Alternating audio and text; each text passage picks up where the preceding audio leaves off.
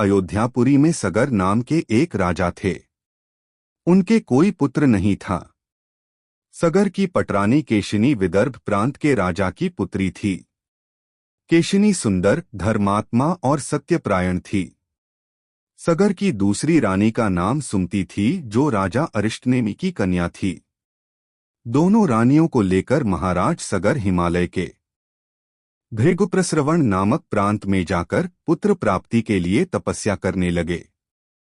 उनकी तपस्या से प्रसन्न होकर महर्षि भृगु ने उन्हें वर दिया कि तुम्हें बहुत से पुत्रों की प्राप्ति होगी। दोनों रानियों में से एक का केवल एक ही पुत्र होगा, जो कि वंश को बढ़ाएगा, और दूसरी के 60,000 पुत्र होंगे। कौन सी रानी कितने पुत्र चाहती है, इसका निर्णय वे स्वयं आपस में मिलकर कर लें। केशिनी ने वंश को बढ़ाने वाले एक पुत्र की कामना की और गरुड़ की बहन सुमति ने 60,000 बलवान पुत्रों की। उचित समय पर रानी केशिनी ने असमंजस नामक पुत्र को जन्म दिया। रानी सुमति के गर्भ से एक तुंबा निकल, जिसे फोड़ने पर छोटे छोटे 60,000 पुत्र निकले। उन सबका पालन पोषण घी के घड़ों में रखकर किया गया। कालचक्र बीतता गया और सभी राजकुमार युवा हो गए।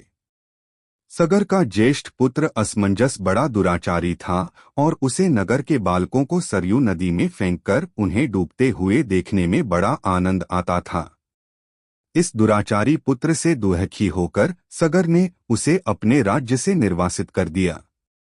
असमंजस के अंशुमान नाम का एक पुत्र था।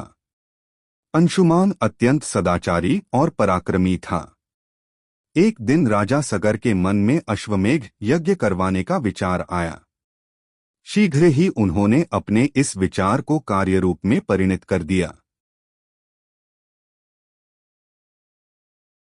राम ने ऋषि विश्वामित्र से कहा, गुरुदेव, मेरी रुचि अपने पूर्वज सगर की यज्ञ गाथा को विस्तार पूर्वक सुनने में है।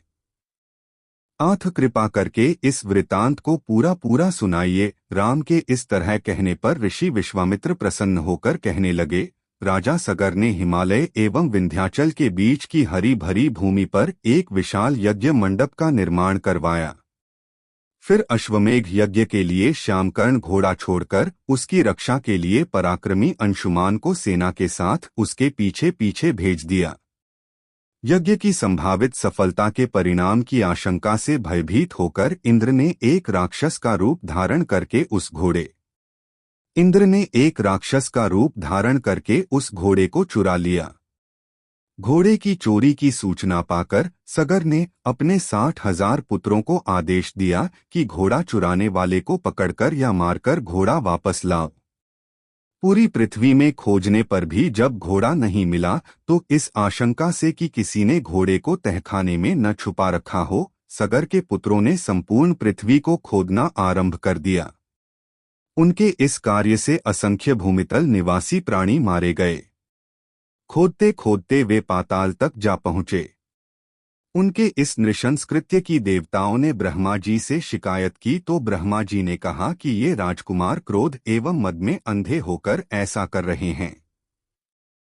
पृथ्वी की रक्षा कर दायित्व कपिल पर है, इसलिए वे इस विषय में कुछ न कुछ अवश्य करेंगे। पूरी पृथ्वी को खोदने के बाद भी जब घोड़ा और उसको चुराने वाला चोर नहीं मिला तो निराश होकर राजकुमारों ने इसकी सूचना अपने पिता को दी। रुष्ट होकर सगर ने आदेश दिया कि घोड़े को पाताल में जाकर ढूंढो। पाताल में घोड़े को खोजते खोजते वे सनातन वसुदेव कपिल के आश्रम में पहुंच गए। उन्होंने देखा कपिल देव आंखें बंद किए बैठे हैं और उन्हीं के पास यज्ञ का वह घोड़ा बंधा हुआ है। उन्होंने कपिल मुनि को घोड़े का चोर समझकर उनके लिए अनेक दुर्वचन कहे और उन्हें मारने के लिए दौड़े। सगर के इन कुकृत्यों से कपिल मुनि की समाधि भंग हो गई। उन्होंने क्रुद्ध होकर सगर के उन सब पुत्रों को भस्म कर दिया।